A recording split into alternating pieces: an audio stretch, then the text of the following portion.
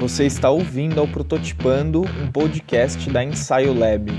Meu nome é Pedro Piovan, eu sou fundador da Ensaio e por aqui a gente vai receber quinzenalmente diversas pessoas que são amigas da inquietude para a gente navegar e explorar juntos a essência da inovação e do design.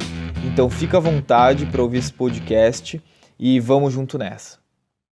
Salve, salve pessoal, seja muito bem-vindo a mais um episódio do Prototipando, um podcast da Ensaio Lab. Meu nome é Pedro Piovan, sou fundador da Ensaio e a ideia do Prototipando é a gente costurar ideias, prototipar pensamentos, prototipar futuros, sempre com uma pessoa que sempre é muito especial e hoje eu tô com uma pessoa mais especial ainda, que é meu grande amigo Anderson Palma.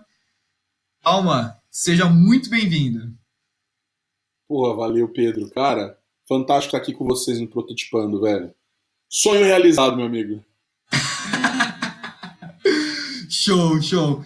Para você que não conhece Palma, eu falo assim, você tem que conhecer o Palma de alguma forma. Segue o Palma no LinkedIn, segue o Palma no Instagram, segue o Palma na rua. Na rua não, por favor.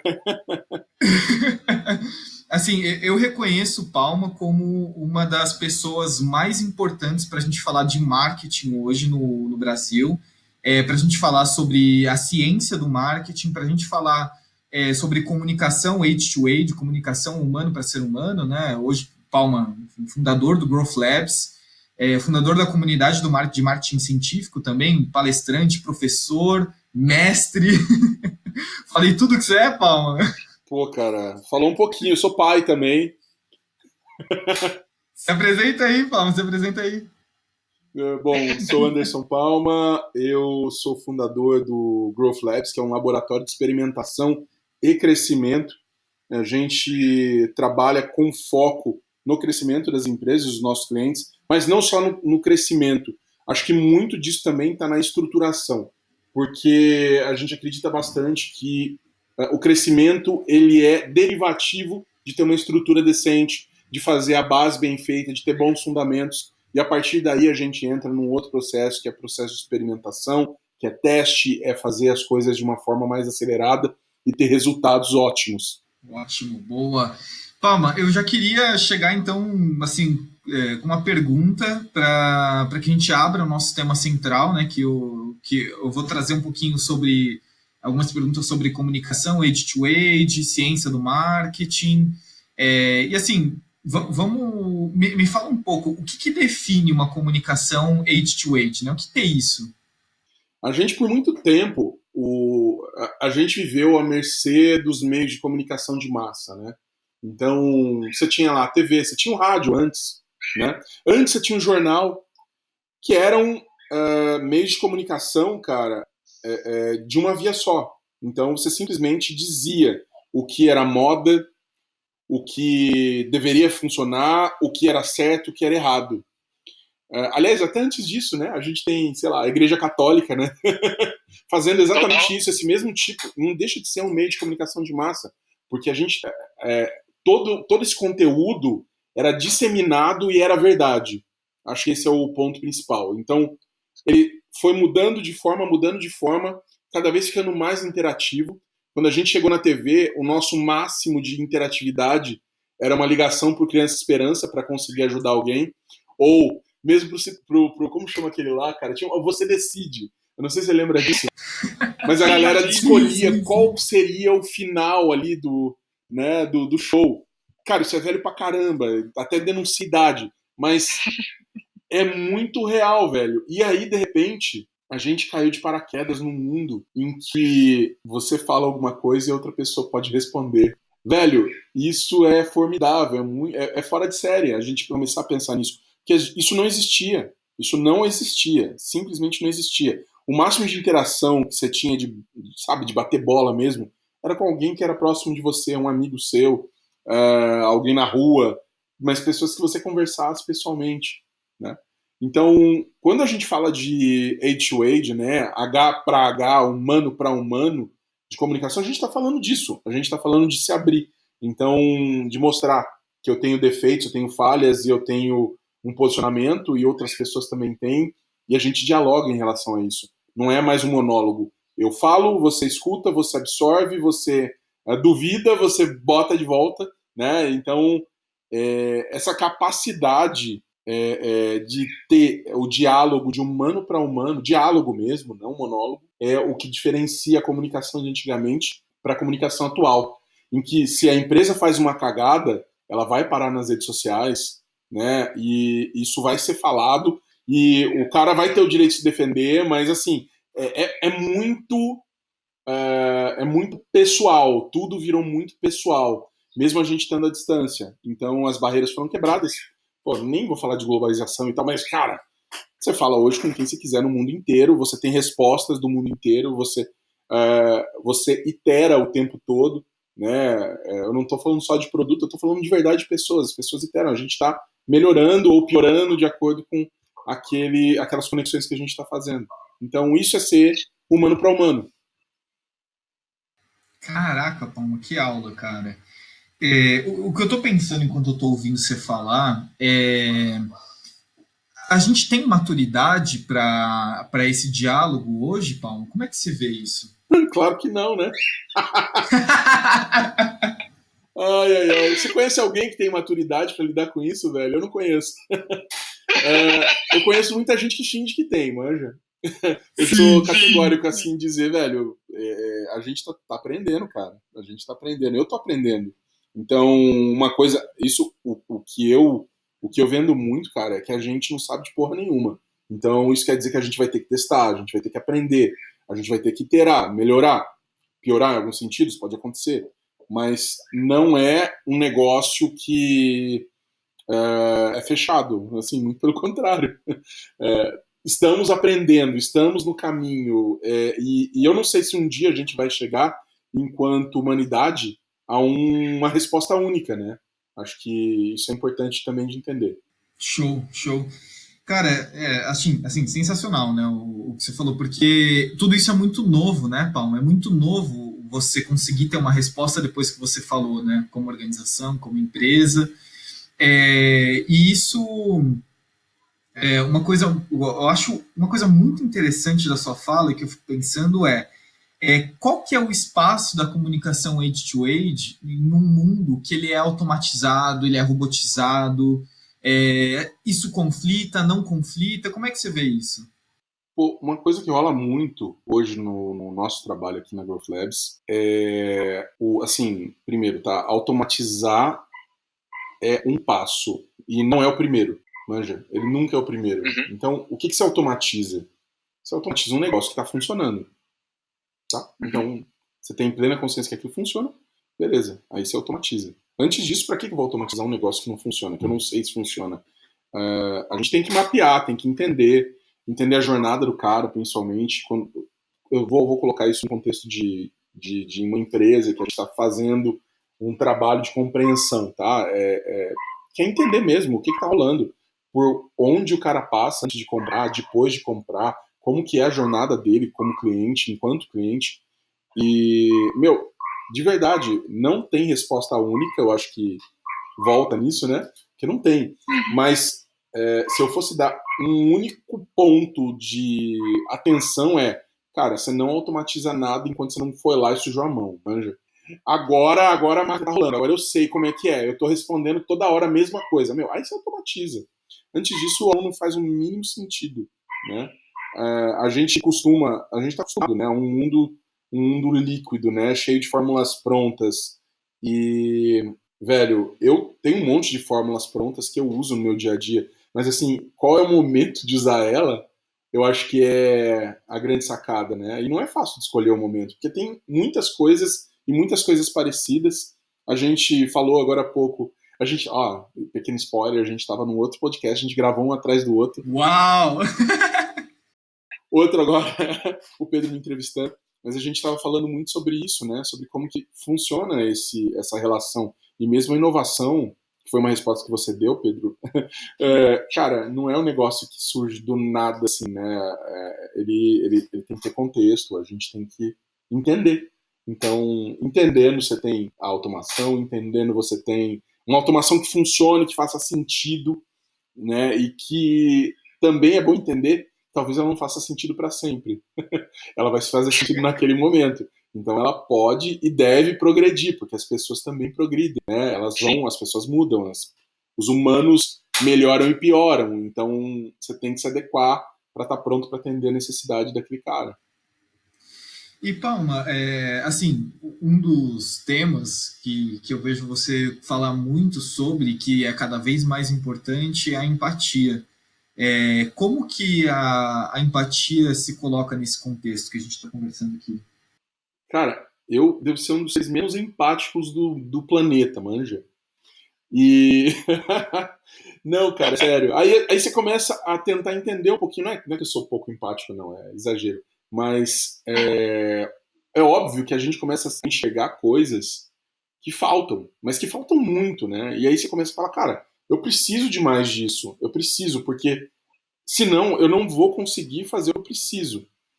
Eu não consigo entregar o que eu preciso fazer, eu não consigo executar nada com maestria ou próximo disso, porque, pura e simplesmente, eu tô tão focado no meu umbigo que eu tô esquecendo de todo o resto. E a empatia, cara, tem muito a ver com isso, tem muito a ver com rapport, tem muito a ver com você se colocar no lugar do outro, de você pensar, de você agir no lugar do outro, agir como se fosse o outro, né? Você se colocar no lugar dele. E é uma coisa que é difícil pra caramba, velho. É difícil porque tá todo mundo preocupado com o seu hoje em dia. E cada vez mais, né? A gente vive numa sociedade que demanda isso da gente, né? Se a gente não se preocupar com o nosso umbigo, ninguém vai se preocupar e você vai morrer de fome. E quando você faz isso, você esquece dos outros. Eu proponho, assim, demais que a gente comece a olhar um pouquinho pelo outro lado e comece a prestar atenção no outro também. Porque se a gente faz isso, a gente acaba tendo um efeito colateral horrível, que é vender mais. A gente começa a ter um efeito colateral terrível, que é se conectar de verdade. Mas isso dá, isso dá a possibilidade para a gente de se movimentar mais rápido também, ter ações melhores e saber para onde que a gente tem que seguir. Eu acho que é uma dificuldade imensa de todo mundo, né? Saber para que lado que a gente vai. Tem coisa demais rolando ao mesmo tempo, né? Se a gente não tenta ser empático, ao menos com aqueles que estão ao nosso redor, né, a gente não vai conseguir fazer as coisas rolarem, as coisas não saem do lugar. Então, o que eu estou ouvindo é que ter empatia hoje é uma resistência? Porra, cara, boa essa provocação. Empatia é uma resistência e é uma qualidade que poucas pessoas têm, mas as que têm, elas são capazes de produzir mais, elas são capazes de... Cara, só um adendo assim, tá? Empatia é uma coisa que simpatia, não é a mesma coisa que compaixão, tá? São coisas diferentes. Não é olhar pra pessoa, ai, tadinho, bater o pé, tá? Não é isso. Se colocar no lugar do outro é muito mais profundo do que isso. E não quer dizer que você vai fazer a vontade do outro também, tá? Mas é de você entender o ponto de vista da pessoa para você conseguir acessar aquela pessoa, né? E por que existe, sim, resistência? Porque cada um quer cuidar do seu. E cuidando do seu, ninguém vai para lugar nenhum. Essa é a realidade. Então, quando a gente se fecha no nosso casulo e fala, meu, eu só vou fazer o que me faz feliz, ou eu só vou fazer o que faz bem para mim, você está automaticamente dizendo que aquilo que você está fazendo, ele não vai fazer bem para todo o resto da humanidade.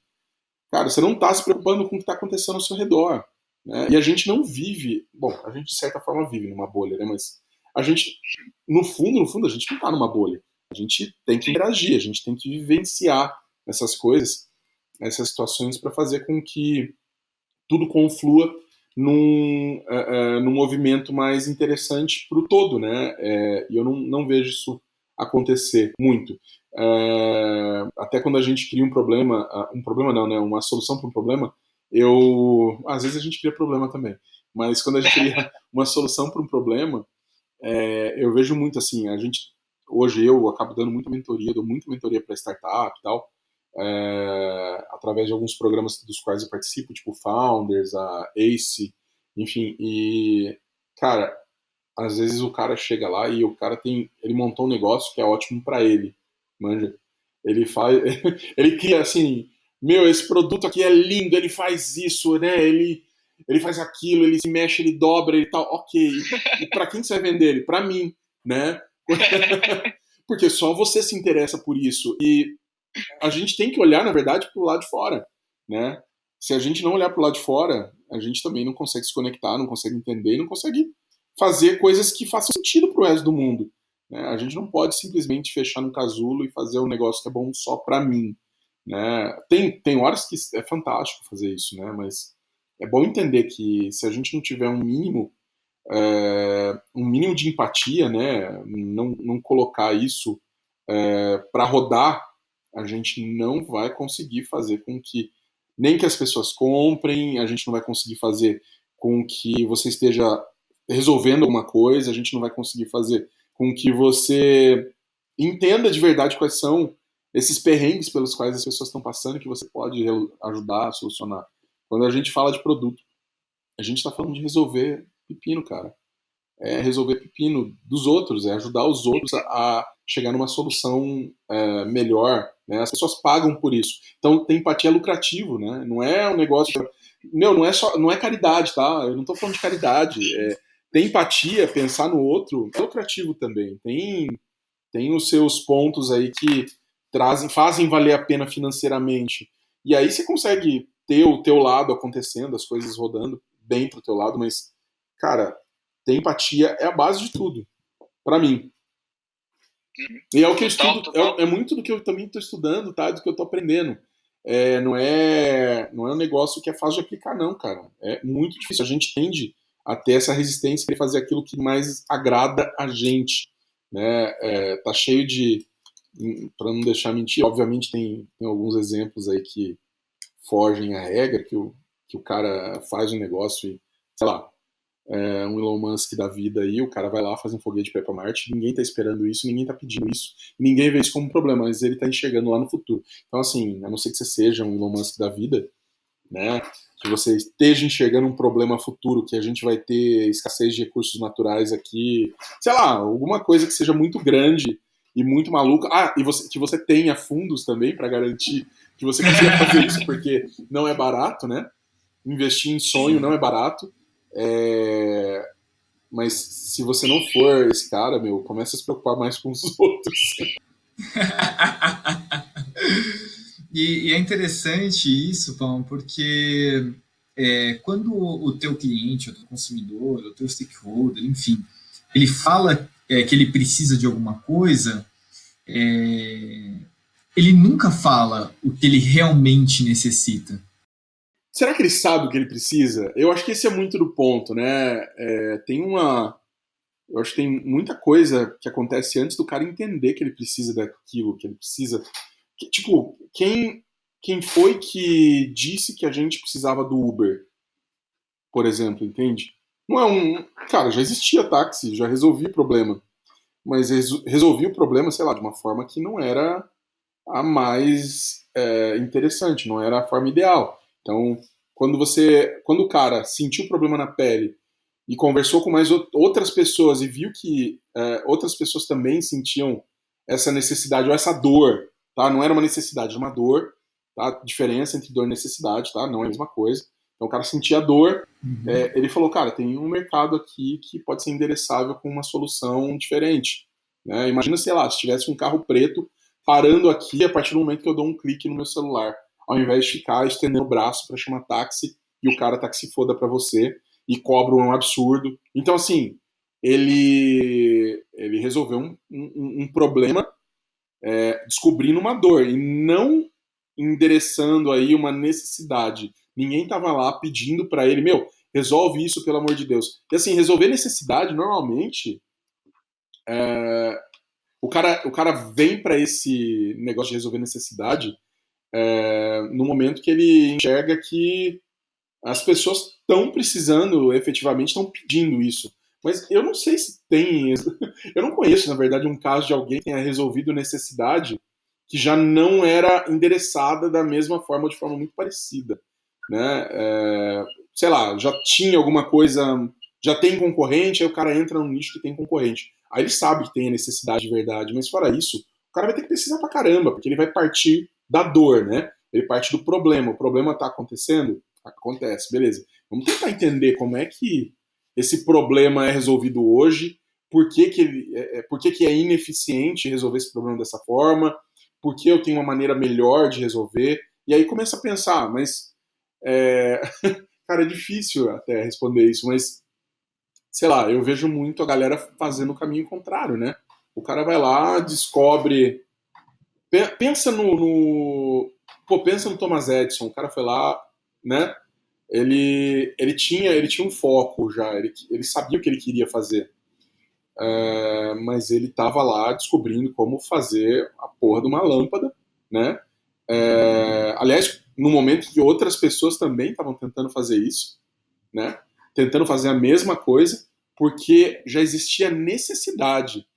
Agora, ninguém falou, poxa, eu tô cansado de lamparina, esse negócio fica com meu nariz preto de querosene quando eu uso. Ninguém estava falando isso para ele. Ele foi atrás de resolver a dor por uma necessidade que já era latente, né? Então, e essa foi uma puta inovação, né? Agora, você começa a pensar um pouquinho mais para cá, né? Usar até o próprio exemplo do Uber. O cara, ele foi atrás de uma dor, ele entendeu que deveria existir uma necessidade, mas ele foi lá atrás da dor, né? Então, é um negócio que talvez seja até mais difícil de fazer, porque a gente está tão focado no nosso dia a dia, nas coisas que a gente já faz, que a gente não consegue enxergar um palmo na frente do nariz, a gente não consegue ver o que tem de possibilidade ali na frente. E por isso talvez seja uma coisa, não é uma invenção, mas é uma inovação que é mais difícil de acontecer do que algumas outras que meio que são meio que passos naturais, né? A gente tá aqui, a gente vai para lá, a gente vai para outro ponto. Eu não sei nem se eu fui claro, cara, eu tô falando um monte de coisa aqui, mas assim, a dificuldade de você ter esse ponto de ruptura, né, de alguma coisa que já é muito comum, que é muito real e usual, é que eu acho que é o desafio status quo, né? É de uma coragem sem tamanho de você fazer algo assim, manja? É de muita coragem, porque você sabe que você vai enfrentar um monte de dragões ali no meio do caminho e não é fácil. Não é uma coisa simples, não é uma coisa fácil, mas se você parar pra pensar e voltar de novo, você olha e fala, pô, tem que ter uma empatia do caralho pra conseguir fazer isso. Total, total, total. Cara, uma coisa que você tá falando, e assim, para mim ficou muito evidente uma questão. A gente tem que olhar para a subjetividade dos números, para a subjetividade das ações das pessoas. Existe o que é subjetivo e o que é objetivo, né? E a nossa rotina, ela sempre coloca a gente em função do objetivo, né? Então, o número é esse, o que a gente vai fazer depois, não sei o quê. Agora, existe um espaço aí do subjetivo que ele é essencial para a gente ter uma compreensão mais ampla do que esse número significa, né? Cara, total, né? Você trabalhar a subjetividade não é fácil, eu vou te dizer que eu não sei como fazer, velho. Não é um negócio de... Não é para os meros mortais, né? Você conseguir... É um negócio de você ter feeling, por exemplo, no negócio, né? De você chegar e falar, cara, vamos por esse caminho. E eu te digo assim, até isso é um problema, né? Porque quando você está numa organização, você tem mais pessoas e todo mundo tem feeling, né? Só que alguns feelings são muito bostas, manja? E assim, você não consegue padronizar e pegar o feeling do CEO e fazer com que ele se replique. A galera chama isso de cultura, né? Mas não consegue fazer com que ele se replique, né? E que todo mundo tenha exatamente o mesmo feeling. Então, começa a ficar difícil de você fazer as coisas andarem, as coisas acontecerem. Aí você é obrigado a ir para a objetividade. Aí você é obrigado a ir para o número e tal. Mas óbvio que tem espaço e a subjetividade, cara, ela precisa ser discutida. E, sei lá, eu nem me sinto muito seguro em falar disso, porque é óbvio que, cara, tem coisa demais para tratar aí. E a gente... Eu parto do seguinte pressuposto: a gente sabe muito pouco a respeito de poucas coisas também. E a gente tende a pensar que a gente sabe tudo. Então, assim, Acontece, sei lá, tem um jogo de futebol, você tá caminhando na rua, todo mundo é técnico, manja? Todo mundo opina, todo mundo tem uma opinião, todo mundo acha que sabe qual era a melhor forma de fazer aquele time vencer. E, meu, a real é que o cara, ele não tem o contexto necessário, às vezes, para ter uma opinião formada, super embasada. Mas é óbvio que fica muito fácil de você falar alguma coisa quando você tem os números, né? Fica muito mais fácil você ir lá e olhar número e falar, ó, é isso, aquilo. Mas, obviamente, que se você não tiver o outro pedaço, que é a subjetividade antes, né? Você não consegue ter contexto, né? Você não consegue opinar de acordo, você não consegue ter um negócio que tenha volume e tenha vazão suficiente para que qualquer resultado apareça, né? Sim, sim. E você está falando, Paulo, e isso está me levando a pensar no que, enfim, você hoje executa e trabalha, que ajudar empresas a crescerem, a construírem um modelo sustentável de crescimento. E aí, onde que a objetividade dos números e a importância da comunicação age-to-age entra no que hoje você faz? Cara, entra em tudo, né? Basicamente, porque, meu, assim, se a gente não tiver a empatia, o humano para humano, né, a gente realmente se conectar, eu não consigo estruturar equipe, eu não consigo formar times de alta capacidade de entrega, eu não consigo fazer com que o crescimento aconteça, eu não consigo fazer com que a estruturação geral aconteça, porque eu não estou preocupado com o cara, eu não estou preocupado com como que as coisas vão dar. E eu te digo, velho, hoje, talvez o nosso maior diferencial seja se preocupar. Manja? Sim. Quando eu pego e começo a comparar, sei lá, com serviços de agências e tal, meu, nada contra agência, eu já tive agência, pô, um negócio gigante, sabe, 30 funcionários, etc. Mas eu olho para aquilo que as agências fazem e eu falo, cara, isso é ruim, sabe? Isso é ruim para o mercado, isso é ruim para todo mundo que está vivenciando. Por quê? Porque o cara tá lá para entregar, sei lá, um site. O cara tá lá para entregar. Ó, agora é o meu cachorro latindo aqui. Você viu o tamanho da fera? Eu já mostrei para você? O que foi? Você viu o tamanho da fera? Eu não vi, não vi. É grande a Tá, fera? cara, é o dadinho, né? Porque assim, ele é um pincher, né? É tipo menor que meu chinelo. E a gente fala. Eu tô chamando ele de dadinho, elas chamam ele de pudim. As minhas filhas, né? Mas eu tô chamando ele de dadinho só porque ele é muito invocado, cara. O bicho é muito feio. Invocado assim, você olha pra ele, e aí a impressão que eu tenho é que eu tô chamando ele de dadinho e ele tá falando, dadinho, caralho, meu nome é pequeno, sabe? É muito. Cara, o bicho é muito invocado, você não tem ideia.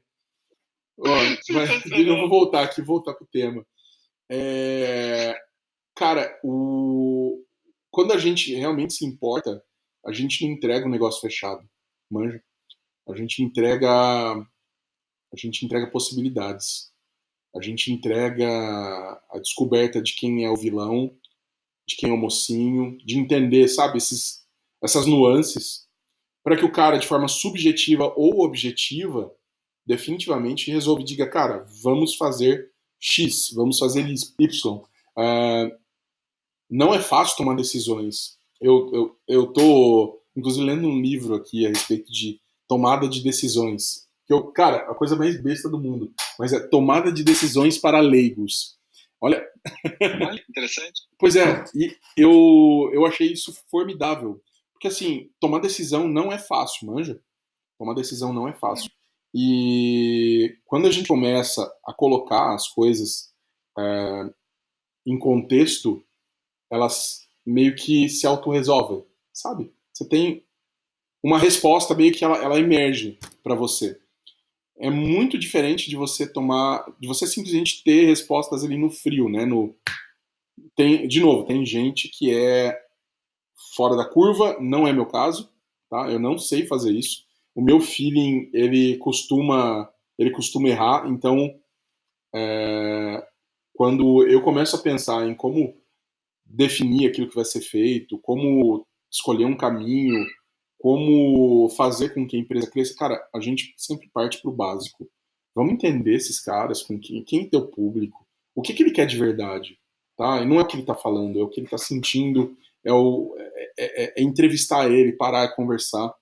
Eu lembro, a gente teve um cliente onde a gente simplesmente parou para falar com esses caras, falou com coisa, sei lá, de 30, 40 clientes no período aí de quase 2 meses, mas de entrevista presencial, e de uma empresa que estava trabalhando naquele negócio já fazia 10, 15 anos, sei lá.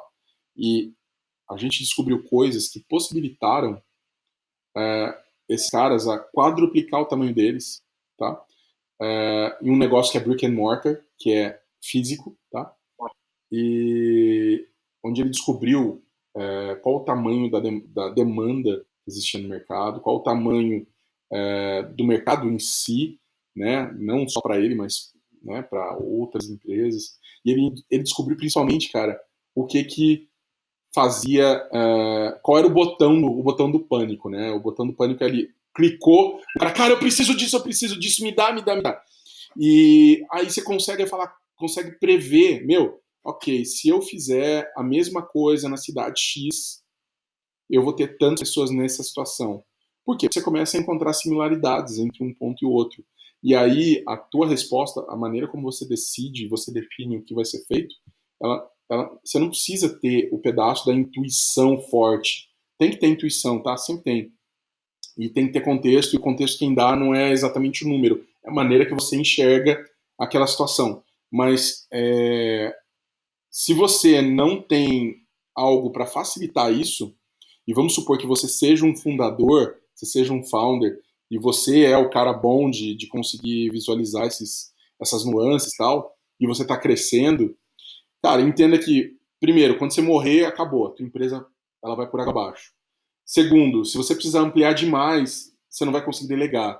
Então tua vida vai virar um inferno, né? E você não vai conseguir crescer, basicamente, tá? Você, né, cresce até o limite de onde você consegue tocar, né?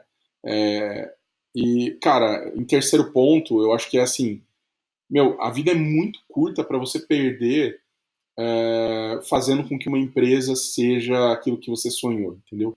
Eu acho que tem muito mais além disso na vida. E assim, às vezes as coisas que a gente está procurando, uma coisa que o Felipe fala muito, o Felipe Xavier, né, meu ex-sócio, e que a gente, ele continua prestando serviço aqui pro Growth Labs, meu amigão, mas ele fala, cara, que a gente tem que conquistar o direito, né, é o poder de dizer não, né, enquanto empresários. Cara, isso é lindo, velho. Eu acho poesia, assim, de verdade. Ter o poder de dizer não, falar, cara, eu escolho fazer isso ou fazer aquilo, é uma das coisas que o dinheiro pode te dar.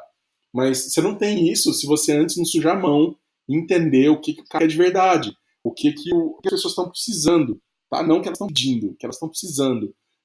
Se o Ford, né, o Henry Ford fala, cara, falou, né, ao menos dizem que foi ele que disse, mas ele fala assim, cara, se eu perguntasse para as pessoas o que elas iam querer, eu não tinha criado carro, eu tinha feito um cavalo mais rápido, né? E, cara, acho que é muito real, é muito disso, né? Ninguém vai simplesmente chegar na conclusão de que você precisa de X ou de Y. As pessoas não têm a capacidade de discernir a conclusão, de ter a conclusão. Elas têm a capacidade de sentir a dor, né? E você só entende a dor através de empatia. Porque não é necessariamente a tua dor, né? Você não é teu cliente. Então, empatia, entende a dor e aí você satisfaz uma necessidade de mercado. Caraca, que aula, hein, Palma? Meu Deus do céu, que aula. Cara, eu tenho uma última pergunta para a gente fechar o nosso episódio de hoje aqui. E é uma pergunta bem simples, bem básica. O que é a vida? Porra, cara, isso não é simples não, velho. Porra, a pior pergunta que você me fez hoje Pior não, é melhor, né? Mas é mais difícil de responder. Cara, esse emaranhado de confusões, de idas e vindas, de coisas boas e coisas ruins, é a vida, cara. Mas, para não filosofar muito, velho, eu enxergo muito da vida hoje como sendo, primeiro, né, até para entrar um pouquinho mais nesse ponto, eu não tenho uma crença hoje, tá? Eu não tenho uma crença firmada, porque quando a gente fala do que é vida, as pessoas costumam já associar automaticamente o que não é vida, né? Ou a ausência de vida, o que é a ausência de vida. Então eu não tenho uma crença. Eu sou, nesse caso, também bem objetivo em relação a isso. Mas objetivo no sentido de dizer realmente, não que eu descreia, mas que eu não tenho convicções ou provas suficientes para crer ou descrer em algo. Então esse emaranhado para fora, né, do que não é vida, tanto depois que você morre quanto antes de você nascer, que são momentos que você não existe basicamente. Mas esse pedacinho em que a gente está, em que depois que você nasce e até antes de morrer, que é o pedaço de sua existência, eu sinto assim demais que é um momento que a gente precisa fazer o melhor nosso daquilo que a gente daquilo que a gente acredita. E eu não estou falando de novo de nada sobrenatural, é muito daquilo que a gente acredita no hoje. E eu acredito demais nas pessoas, cara. Essa nossa raça humana, né? Ela fez coisas muito fodas, muito legais. E ela fez coisas muito ruins também, né? E a gente tem pedaços dos dois. A gente tem esse lado bom, a gente tem esse lado ruim. Eu confio demais que, até porque eu tenho filhos, né? Eu tenho duas meninas.